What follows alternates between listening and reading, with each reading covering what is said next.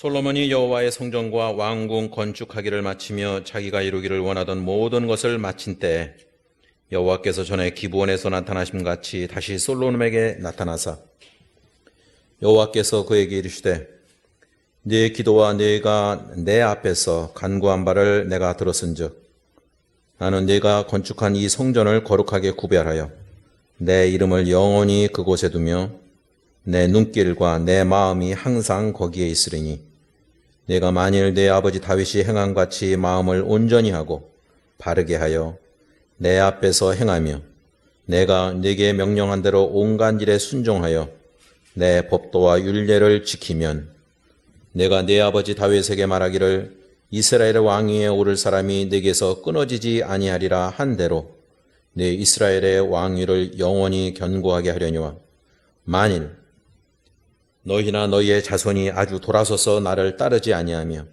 내가 너희 앞에 둔 나의 계명과 법도를 지키지 아니하고 가서 다른 신을 섬겨 그것을 경배하면 내가 이스라엘을 내가 그들에게 준 땅에서 끊어버릴 것이요 내 이름을 위하여 내가 거룩하게 구별한 이 성전이라도 내 앞에서 던져버리리니 이스라엘은 모든 민족 가운데서 속담거리와 이야기거리가 될 것이며 이 성전이 높을지라도 지나가는 자마다 놀라며 비웃어 이르되 여호와께서 무슨 까닭으로 이 땅과 이 성전에 이같이 행하셨는고 하면 대답하기를 그들이 그들의 조상들을 애굽 땅에서 인도하여 내신 그들의 하나님 여호와를 버리고 다른 신을 따라가서 그를 경배하며 섬김으로 여호와께서 이 모든 재앙을 그들에게 내리심이라 하리라 하셨더라. 아멘.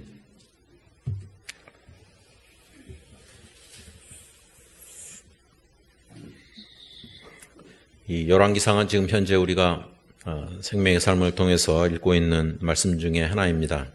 아시다시피 이건 며칠 전에 나눴던 말씀이기도 합니다.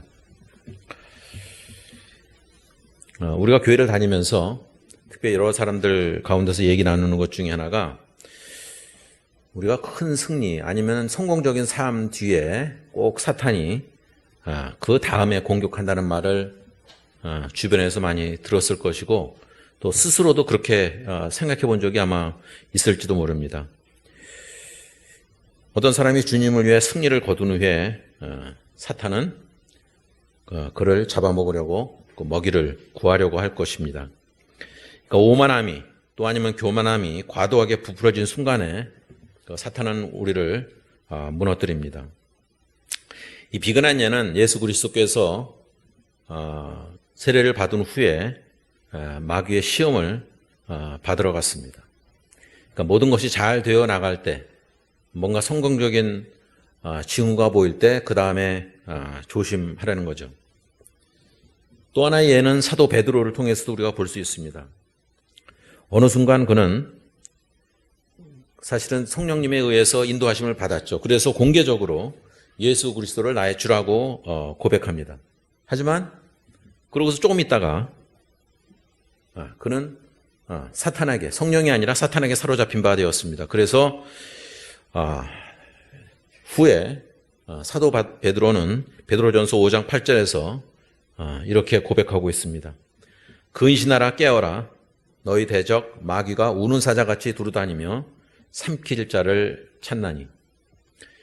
자기의 경험담을 얘기하는 거죠. 이런 일들은 사실 우리가 살아가면서도 자신이나 아니면 주변의 사람들을 통해서 여러 번 들어본 적이 있을 것입니다.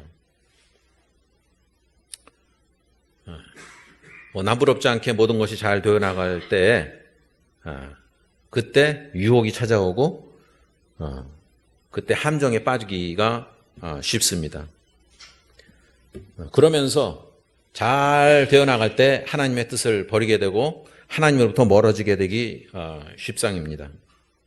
그리고 그런 어려움을 겪으면서 따라서 우리는 그리스도인이 항상 한 초점 하나님의 말씀 가운데서 바로 서야 됩니다. 근데 그것이 사실은 쉽지 않죠. 사람이 느슨해지기 마련입니다. 그리스도인의 삶이란 것은 어찌 보면 하나님 만났을 때 그 이후부터 어떤 열정과 또 강렬한 어떤 헌신의 삶이 계속됩니다. 저는 그 열정이라는 단어를 참 좋아하는데 영어 단어를 볼 게 될 것 같으면 참 재밌어요. 열정, 뭐 이런 거를 영어로 패션이라고 그래요. 근데 또 하나 그 이면에 그 열정이라는 단어가 나오면 이에 거기 뭐냐면 예수 그리스도의 고난이 패션입니다. 그래서 고난 주간을 우리가 패션 위기라고 하죠. 그러니까 열정 뒤에는 저는 제 나름대로 해석은 열정 뒤에는 그와 병행해서 어떤 고난이 그 안에 포함되어 있다는 것입니다. 또 다른 단어로 많이 쓰이는 것은 enthusiasm이라고 하는 단어인데 그것도 열정이라고 그래요. 근데 그 단어 역시 enthusiasm 그랬을 때 in theos라는 것은 그리스 헬라어 원어로 하나님께서 함께 하신다는 거, 하나님께서 내주하신다라는 의미를 갖고 있습니다. 그러니까 열정이란 것은 하나님께서 함께 하실 때 그 열정이 같이 있다라고 하는 단어이기도 합니다. 우리가 따라서 열정을 가진다고 할 때는 하나님께서 함께 하셔야 가능한 일이기도 합니다. 그게 식어지면은 그게 식어지면은 이제 문제가 발생하기 시작합니다. 근데 그게 언제 식어지느냐? 뭔가 잘 될 때. 주변의 모든 여건들이 좋을 때. 그런 함정에 빠지게 된다는 것을 잊지 않아야 됩니다. 그래서 히브리서 기자는 12장 1절에서 2절에서 이렇게 고백하고 있습니다. 이러므로 우리에게 구름같이 둘러싼 허다한 증인들이 있으니 모든 무거운 것과 얽매이기 쉬운 죄를 벗어버리고 인내로서 우리 앞에 당한 경주를 하며 믿음의 주요 또 온전하게 하시는 예수를 바라보자. 그는 그 앞에 있는 기쁨을 위하여 십자가를 참으사 부끄러움을 개의치 않고 하나님 보좌 우편에 앉아 계신다고 고백하고 있습니다. 한 걸음 더 나아가서 사도 바울은 디모데후서 2장 3절에서 6절까지 이런 말씀을 합니다. 너는 그리스도 예수의 좋은 병사로 나와 함께 고난을 받으라. 이 고난이란 것은 고난을 함께 받으라는 것은 불행을 함께 경험하는 것을 뜻합니다. 그리고 또한 거기서 이어지는 말씀은 병사로 군인으로 복무하는 자는 자기 생활에 얽매이지 않는다라고 했습니다. 그리고 그의 사명이라는 것은 그 병사로 부른 자를 기쁘게 하는 거라고 했어요. 그러니까 우리가 부름을 받았을 때는 하나님을 기쁘게 하는 것이 우리가 병사라면 그 의미가 당연한 거죠. 그러니까 군인들은 그 나라에서 불렀으니까 나라를 위해서 헌신하는 삶이란 것은 당연한 일인 것입니다. 그것이 마땅한 것이라는 겁니다. 그리스도의 삶이란 것은 우리에게 주어진 삶이란 것은 마무리를 잘 해야 됩니다. 우리가 흔히 사자성어 쓰듯이 용두사미가 되어서는 안 될 것입니다. 혹은 다른 말로 하면 우리가 유종의 미를 잘 거둬야 됩니다. 이것이 솔로몬이 얻어야 할 가장 중요한 요점 중에 하나였습니다. 오늘 본문은 이제 그 솔로몬의 삶 가운데서 뒷부분에 마지막 단계로 접어들어가고 있습니다. 우리는 솔로몬이 어떻게 시작이 되었고 그 이전에 어떤 삶을 살아난지 우리가 잘 알고 있습니다. 처음에 시작할 때 그 반역자들을, 하나님을 반역하는 자들을 제거하고 하나님을 찾고 성전을 짓고 열심히 기도하고 사람들에게 하나님을 찾도록 가르쳤습니다. 하지만 그 시작은 참 좋았지만 이제 마무리 단계에 있는 이 솔로몬이라는 사람에 있어서는 이스라엘 나라에 있어서 큰 오점을 남겼습니다. 그러나 사실은 솔로몬이 망하기 전에 솔로몬의 생애에서 그런 타락이 일어날 줄을 아시고 어찌 보면 하나님께서 솔로몬에게 하신 경고의 말씀, 그 약속이 있었습니다. 그 약속이란 것이 하나님의 약속인데 사실은 이 쌍방이 사실은 이루어지는 겁니다. 혹시 여러분들 그런 기억 없어요? 이거 저의 고백이기도 한데 이 약속을 어느 시간에 약속을 해놨는데 이거 괜히 약속했다라고 하는 생각 들어본 적 없으십니까? 좀 더 신중할 걸. 이거 좀 미뤘으면 좋겠군. 그러고서는 혹시라도 제가 먼저 얘기하기는 뭐하고 취소하는 그 전화가 왔으면 좋겠다라고 하는 그런 생각을 가질 때가 있습니다. 뭔가 좋을 때는 괜찮은 것 같죠.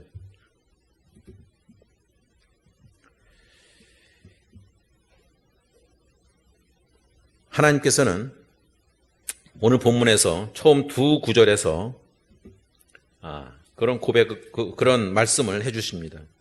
자, 여호와의 성전과 왕궁 건축하길, 그러니까 말하자면 솔로몬이 사는 그 공간, 그 왕궁을 건축하기를 다 이루게 하나님께서 허락하셨습니다. 그리고서는 솔로몬에게 나타나신 것입니다. 자, 그렇다면 이 열왕기의 저자는 실제로 우리에게 어떤 시간의 어떤 그 프레임을 줍니다. 솔로몬이 여호와의 집과 왕의 그 왕궁을 건축을 마치고 난 다음이라고 얘기하는데, 만약에 우리가 이전에 열왕기상 6장을 읽게 될 것 같으면 솔로몬은 그의 통치 4년째에 성전 건축하기를 시작했습니다. 그리고 그것은 7년이 걸립니다. 그리고 성전을 완공한 후에 그 다음에 이제 완공을 시작했습니다. 그것이 7장에 나오게 됩니다. 따라서 솔로몬이 왕궁을 완성했을 때가 24년에 걸쳐서 완성된 것입니다. 그리고 실제로는 40년 동안에 통치를 했습니다. 따라서 우리가 지금 보고 있는 순간은 후반기에 해당합니다. 그리고 집을 완성하고 나서 하나님과의 만남은 지금 8장에서 보면 대략 12년 후에 오늘의 말씀이 주어집니다. 그 사이에 공간이 약간의 공백이 있습니다. 솔로몬의 통치의 내리막길에 그리고 주요 업적 대부분은 그의 뒤에 있습니다. 그리고 하나님께서 솔로몬에게 맡긴 사명이랄까 아니면 그의 업적은 대부분 성취되었습니다.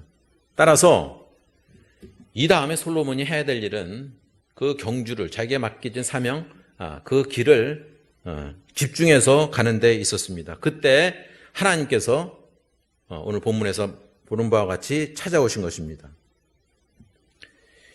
여호와께서 기브온에게 솔로몬에게 나타나신 것처럼 두 번째로 솔로몬에게 나타나신 것입니다. 그리고 무엇이라고 말씀하셨습니까?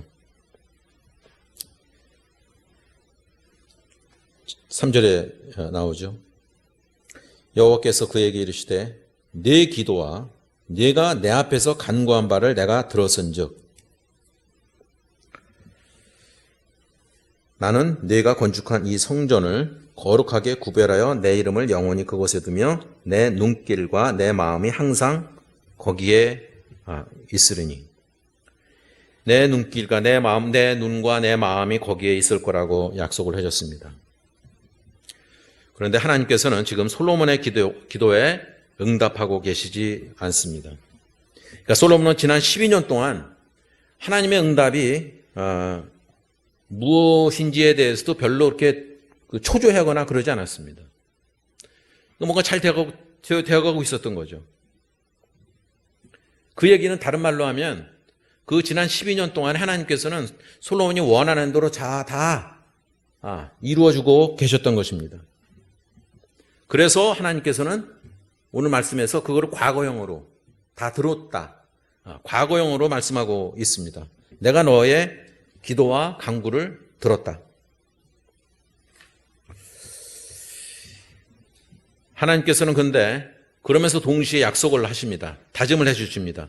이 일을 영원히 계속하겠다.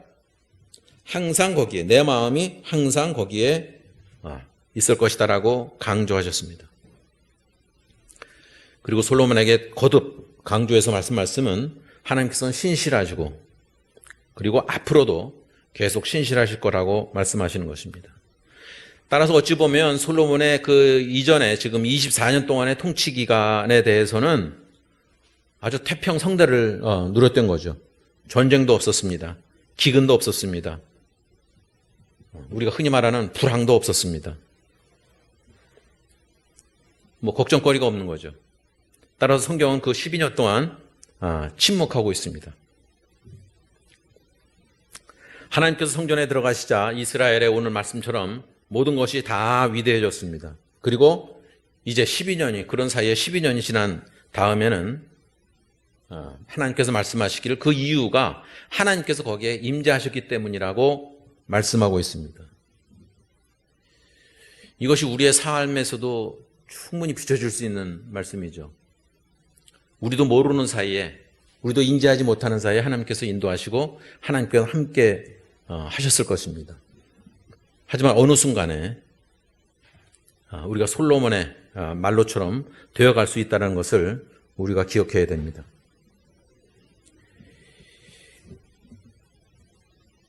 하나님께서 말씀하시기를 하나님의 몫에 대해서는 하나님께서 당신이 지명한 사람에 대해서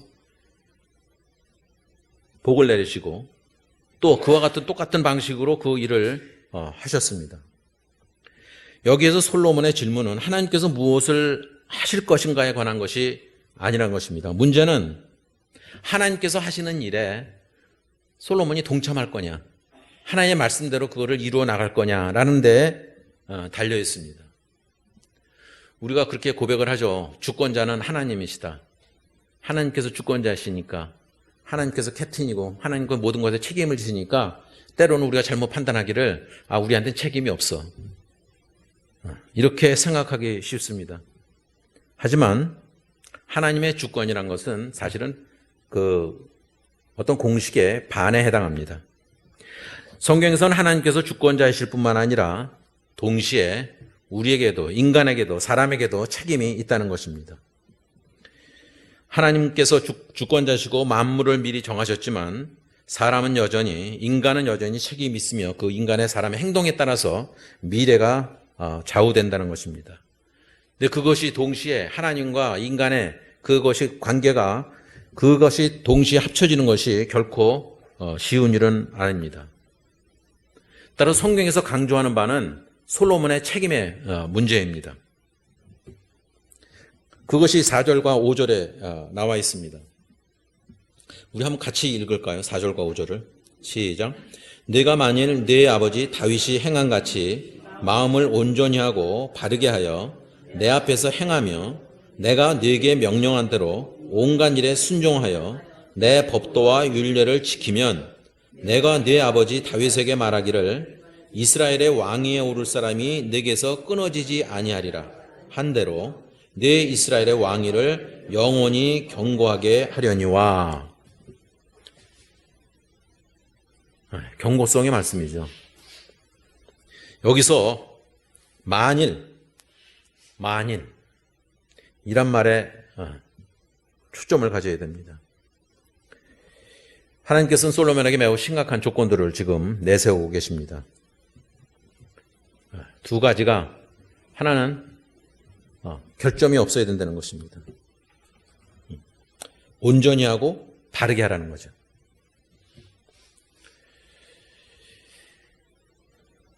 그래서 다윗은 시편 24편에서 이렇게 고백합니다. 누가 여호와의 산에 올라갈 수 있겠느냐? 누가 그분의 거룩한 곳에 설 수 있겠느냐? 손이 깨끗하고 마음이 청결한 사람, 또 자기 영혼을 거짓으로 높이지 않고 거짓으로 맹세하지 않는 사람, 그런 사람이 여호와로부터 복을 받고 그의 구원의 하나님으로부터 의를 받을 것이라고 고백하고 있습니다. 자, 그 다음에 하나님께서 말씀하시는 바는 충성심입니다. 충성심, loyalty라고 그러죠. 충성심이. 나의 율례와 나의 규례를 지키라. 다른 사람 따르지 말라는 거예요. 다른 사람 말 듣지 말라는 것입니다. 근데 세상이 정말 얼마나 우리를 충고하는 사람들 많고 옳은 얘기처럼 들리는 말이 얼마나 많습니까? 그 젊은 사람들 아니면 뭐 여러분들 중에도 하는 사람이 있을지 모르겠습니다만 트위터에 보면 팔로워 이런 거 하잖아요. 얼마나 따르느냐, 추종자를 얘기하죠. 근데 우리가 상식적으로 보면 어떤 때 깜짝깜짝 놀랍니다. 야, 저런 그 소위 말해서 소위 쓰레기 같은 사람 같아 보이는데 그 사람을 추종하는 사람들이 많아요. 이단도 그렇습니다. 야, 저 제정신인가? 어떻게 저런 사람이 그런 엉뚱한 사람을 추종할까? 그런 일들은 정말 다반사입니다. 믿기지 않은 일들이 정말 많이 있습니다. 파고 들어가 보면 겉에서는 멀쩡해 보이지만 엉뚱한 것을 추구하는 경우가 많이 있습니다. 네, 하나님께서는 분명하게 말씀하십니다. 내가 말한 대로 행하고 나의 뜻에 전적으로 충성하라는 것이죠. 다른 유혹적인 말들, 다른 미혹적인 말들을 따라가지 말라는 것입니다. 그러다 보면은 우상을 따르게 되어 있습니다. 하나님께서는 바로 솔로몬에게 그 두 가지를 원하셨던 것입니다. 순결하고 온전하고 또 하나는 나의 율례와 규례를 지키라는 거죠. 하나님의 말씀대로 살으라고 하는 것이었습니다. 그러면서 하는 고백이 바로 내가 네 아버지 다윗에게 말하기를 이스라엘 왕이 올 사람이 네게서 끊어지지 아니하리라. 그런 조건을 내세우면서 그런 약속의 말씀을 하나님께서 해 주시는 것이었습니다. 하나님께서는 모든 것이 지금까지 진행된 대로 계속되기를 원하셨습니다. 그리고 그것은 솔로몬의 책임에 달려 있었습니다. 그러니까 꾸준히 중간에 도중같이 하지 아니하고 꾸준히 했으면 되는 것이었습니다. 솔로몬은 좋은 출발을 했습니다. 그리고 하나님께서는 솔로몬이 마무리를 잘 하기를 원하셨습니다. 이는 마치 마라톤과도 같습니다. 끝까지 달리는 것이 중요한 것입니다. 그러나 그 과정에서 사실 어떤 것도 보장되는 것은 없습니다. 그 달리는 것은 하나님께서 길을 열어주시고 그 모든 걸 하지만은 그 달리는 것은 우리가 달리는 것입니다. 그 책임은 우리에게 있습니다. 아까 디모데후서 말씀 잠깐 봤듯이 누구든지 운동선수에서 달리려고 하면 규칙을 잘 지켜야 됩니다. 점점 사실은 보니까 그 올림픽이라든지 이런 경주에서 보니까 점점 까다로워져요. 옛날에는 100m 달리기 같은 걸 하면은 뭐 8레인 정도, 8레인에 걸쳐서 뛰면 누가 한번 그 출발을 잘못하면 기회를 한번 더 줬습니다. 두 번째 실수하는 사람이 탈락되는 거예요. 첫 번째는 봐줬어요. 지금은 벌써 몇 년 됐지만은 지금은 무조건 한 번만 실수하면 그냥 탈락입니다. 스피드 스케이팅도 그렇고 지금은 한 번만 잘못하면은 그냥 탈락입니다. 자, 그것이 룰이에요. 규칙입니다. 근데 경주하는 사람은 규칙대로 가야 되는 거예요. 근데 우리는 하나님 안에서 경주하는 사람과도 같다고 사도 바울은 그렇게 인용을 하고 있습니다. 따라서 오늘 본문에서 그것이 나와요. 이제 만일 6절과 7절에 보면 만일 너희나 너희의 자손이 아주 돌아서서 나를 따르지 아니하며 내가 너희 앞에 둔 나의 계명과 법도를 지키지 아니하고 가서 다른 신을 섬겨 그것을 경배하면 내가 이스라엘을 내가 그들에게 준 땅에서 끊어버릴 것이요 내 이름을 위하여 내가 거룩하게 구별한 이 성전이라도 내 앞에서 던져버리리니 이스라엘은 모든 민족 가운데서 속담거리와 이야기거리가 될 것입니다. 너무 섬뜩하죠. 만약에 솔로몬이 성실과 충성 이런 것들을 계속 가지고 있다면 모든 것이 문제가 없습니다. 그대로 잘 가는 거죠. 하지만 그런 것들이 사라질 경우에 하나님께서는 그대로 내버려 두지는 않는다는 거죠. 그 중에 그 세 가지가 뭐냐면 배교입니다. 다른 말로 하면 배도, 배신, 돌아선다는 거죠.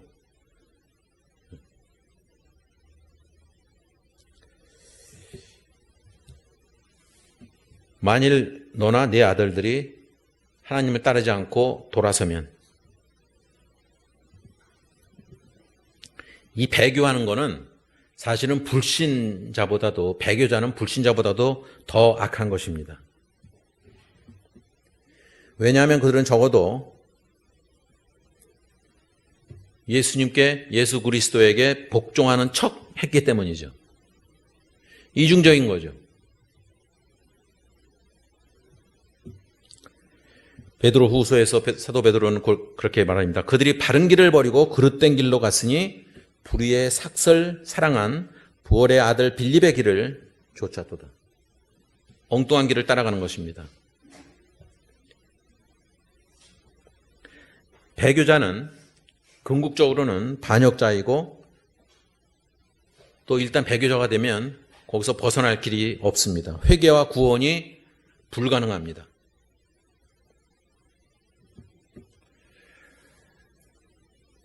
유다서에 보면 어떤 사람들은 눈에 띄지 않게 슬그머니 들어왔으니 곧 이 정죄의 대상이 되기 오래전에 지목된 자들이라고 말하고 있습니다. 따라서 하나님께서 솔로몬에게 경고하신 바가 충분히 이해할 만한 것입니다. 배교의 죄에 대해서. 따라서 시작이 좋았으면 끝도 좋아야 됩니다. 우리가 사실 인간관계도 그렇잖아요. 처음에 좋은 인상 가졌지만 나중에 잘못되는 경우가 많죠. 지금 뉴스를 뒤덮고 있는 여러 문제들 보면 처음에 관계가 얼마나 좋았어요. 근데 서로 지금 고소하고 고발하고 하나님과의 관계도 충분히 그런 것입니다. 하나님께서는 끝까지 우리를 사랑하신다 했지만 우리가 배교하게 되면 그 관계는 틀어지는 것입니다.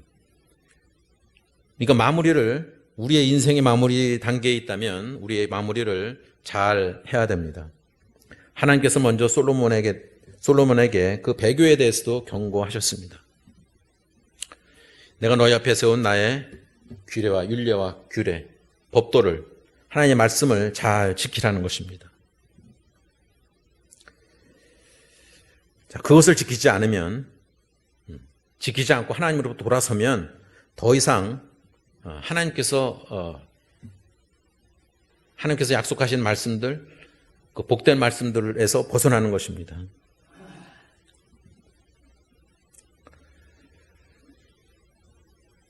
자, 그 다음에 나오는 말씀은 우상 숭배입니다.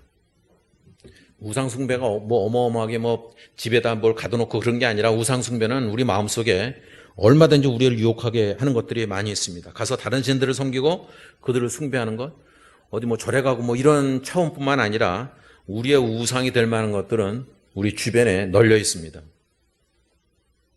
하나님이 아닌 다른 사람을 숭배하는 거죠. 어찌 보면 연예인들을 숭배하는 것도 우상 숭배 같은 거더라고요, 보니까. 야, 저 정도일까? 유명한 가수라든지 아니면 유명한 배우라든지 그런 사람들을 추종하는 사람들 보면 하나의 종교처럼 보이기도 합니다.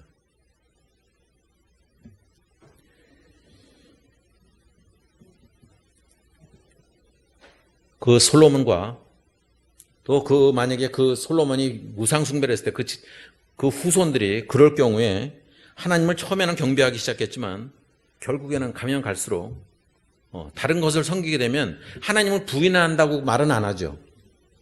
하지만 다른 것을 섬긴다는 것은 그것과 똑같습니다. 하나님께 불순종하고 결국은 우상 숭배로 접어들게 되어 있습니다. 처음에는 잘 되어가는 것 같고 운동선수로의 경주를 잘 시작하는 것 같습니다만 중간에 조금이라도 탈선을 하면 실격이 되고 맙니다. 실제로 그들의 삶에서는 하나님에 대한 믿음을 고백하고 그분께 순종하겠다고 자기의 삶을 바쳤습니다. 그것은 우리와도 마찬가지일지 모릅니다. 그 배교자들 아니면 우상 숭배하는 자들과의 우리와 참 그리스도인과의 유일한 차이점은 처음에는 경주를 똑같이 잘 시작하는 것처럼 보였지만 이 배교자들, 아니 우상숭배하는 자들은 경주를 끝까지 마치지 못했다는 데 있습니다. 그래서 하나님께서는 솔로몬에게 그러한 범죄를 저지르지 말라고 단호하게 경고하시는 것입니다. 만약에 그렇게 한다면, 그런 실수를 한다면 그 결과는 너무도 비극적이기 때문인 것입니다.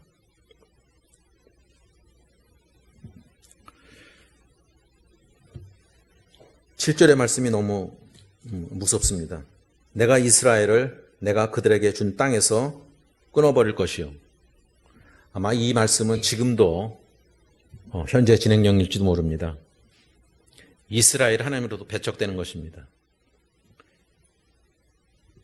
만일 너희가 나를 따르지 않는다면 나도 너희를 보호하지 않겠다라고 하는 말씀과 똑같습니다.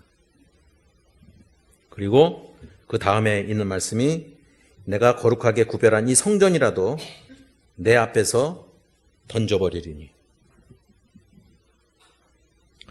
금으로 장식된 이 웅장한 건축들, 눈으로 보기에는 어마어마하게 화려하고 좋았을 것입니다. 하지만 그것이 하나님의 인재를 보장하지는 않습니다. 하나님께서는 그거를 추구하지 않으셨습니다. 우리의 순종을 원하시지 그런 거 뭐 잘 꾸며놓은 거, 그런 것을 원하는 것은 아니라는 것입니다.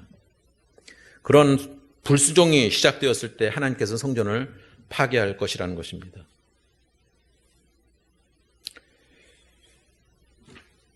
제가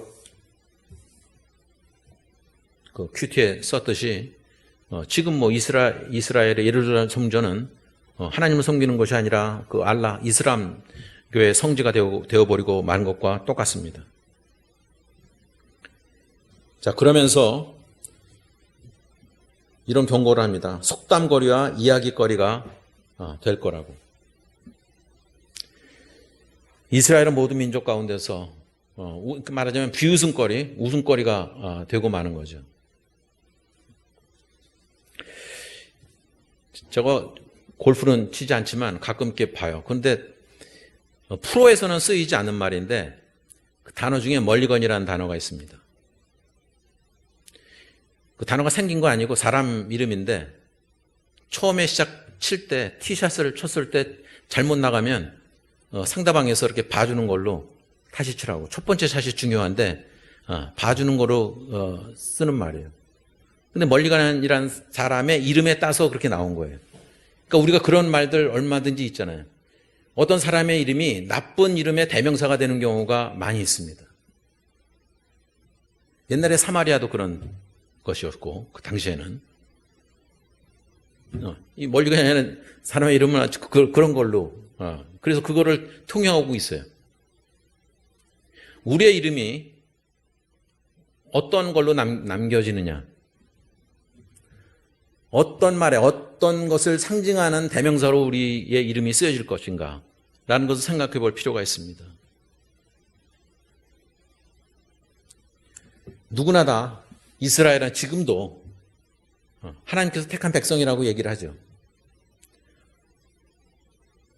하지만 그와 더불어서 온 세상 사람들의 비난을 동시에 또한 받고 있습니다. 하나님께서 버리시면 아무런 쓸모가 없습니다.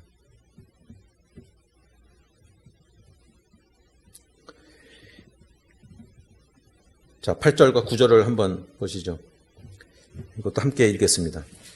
이 성전이 높을지라도 지나가는 자마다 놀라며 비웃어 이르되 여호와께서 무슨 까닭으로 이 땅과 이 성전에 이같이 행하셨는고 하면 대답하기를 그들이 그들의 조상들을 애굽 땅에서 인도하여 내신 그들의 하나님 여호와를 버리고 다른 신을 따라가서 그를 경배하며 섬김으로 여호와께서 이 모든 재앙을 그들에게 내리심이라 하리라 하셨더라.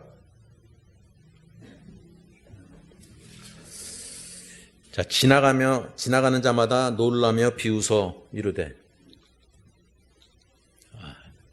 비웃었다는 거죠. 이 비웃어 이르되라는 말이 어디 또 나오냐면 예수님께서 십자가에 달렸을 때 아이고 비웃어 이르되 그 관원들이 그렇게 얘기를 하죠.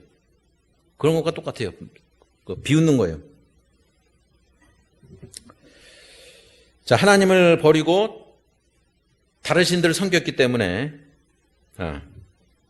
하나님께서 그들에게 이런 환난을 내리셨다라고 말씀하고 있습니다. 하나님께서는 우리의 순종이나 심판으로 영광을 받을 것입니다. 그러나 하나님께서는 우리의 삶을 통해서 우리가 어떤 스탠스를, 어떤 자세를 취하냐에 따라서 하나님께서 영광을 받으실지 아니면 우리의 삶이 피폐해야 될지 거기에 달려 있습니다.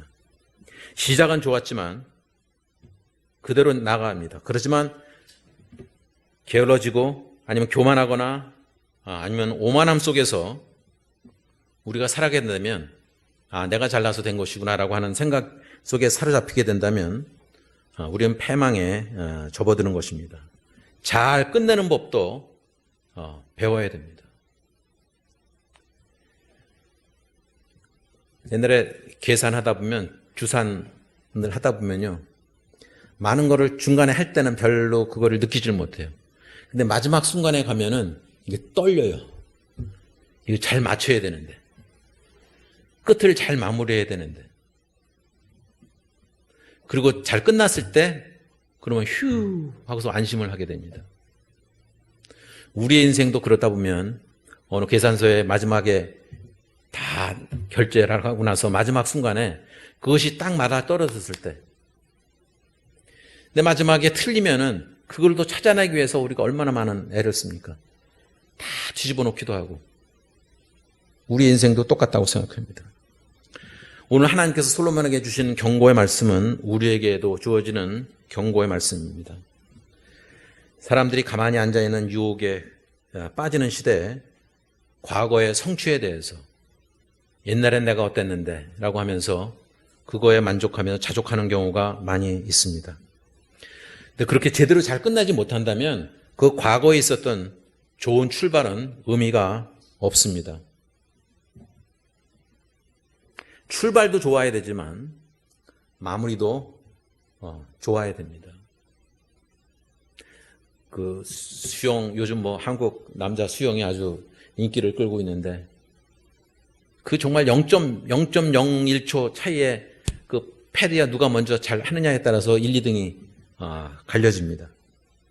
누가 잘 끝내느냐, 팔을 누가 잘 뻗었느냐에 따라서 인생의 성패가 좌우되기도 합니다. 시작이 좋았으면 마무리도 잘해야 됩니다. 하나님께서는 우리를 끝까지 인도하시기를 원하십니다. 하지만 그거에 달리는 것은 우리가 달려야 됩니다. 그것이 아까도 읽어드리지만 히브리서 기자가 말한 이기도 합니다. 10장 36절 38절에 보면 너에게 인내가 필요하면 너희가 하나님의 뜻을 행한 후에 약속된 것을 받게 하려 함이라. 그러나 잠시 후에 오실 것이요 지체하지 않을 것이라고 말하고 있습니다. 사도 바울도 그런 열정을 가지고 있었습니다. 그래서 빌립보서에서 형제들아 나는 그것을 아직 붙잡았다고 생각하지 않는다. 하지만 내가 하는 한 가지, 뒤에 있는 것을 잊어버리고 앞에 있는 것을 향해서 달려간다. 부름의 상을 위해서 달려간다라고 사도 바울은 고백하고 있습니다. 근데 사실은 솔로몬과 우리의 차이점이 큰 차이점이 있습니다. 어쩌면 우리 모두는 솔로몬과 달리 시작조차도 좋지 않았을 수 있습니다. 어린 시절에 상처가 많을 수도 있습니다.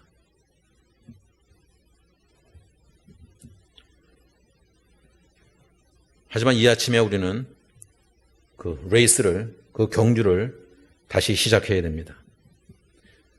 예수 그리스도 말씀하신 대로 자기 자신을 부인하고 자기 십자가를 지고 그리스도의 말씀, 하나님 말씀을 따라야 되는 것입니다.